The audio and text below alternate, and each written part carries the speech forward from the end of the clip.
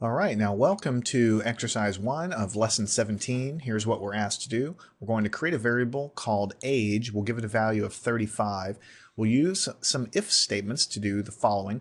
If the age is greater than or equal to 30, then we will output the following text using separate print line statements. And if the age is less than 30, then we'll output this nice bit of poetry here. And then we're going to rerun the program several times at different ages just to make sure that the different if statements are triggering properly. And so here's what I did. Your code might, of course, look a little different. Here is our class definition for this Java file, and then here's our main method. We have an integer called age. We set it equal to 35.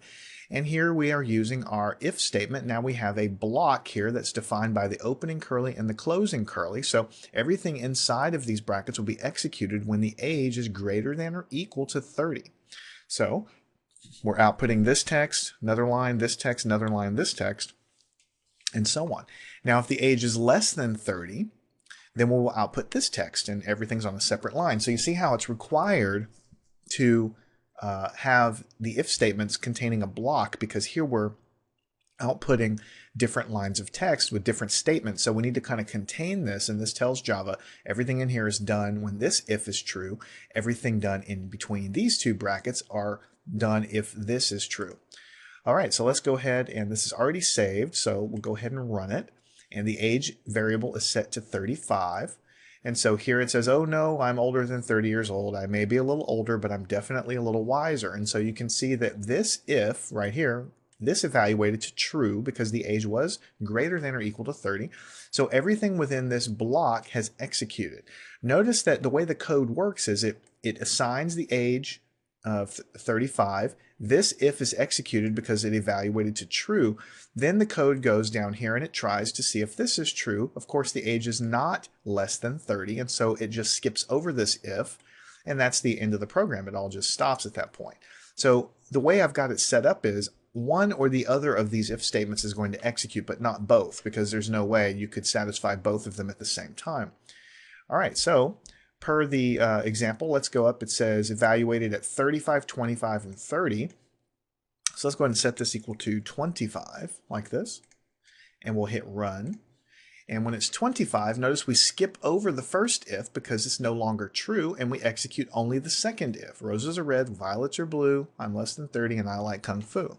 All true statements, right? So you can see how we bounce through here. Again, we need the curly braces to define the block of code that's going to execute when this if evaluates to true.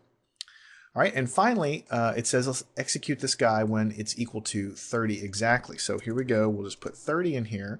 I'll save it, and I'll execute the code again.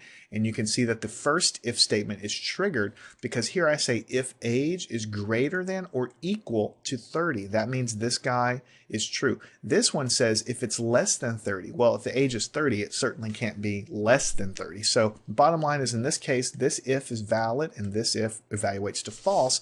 So it's not executed.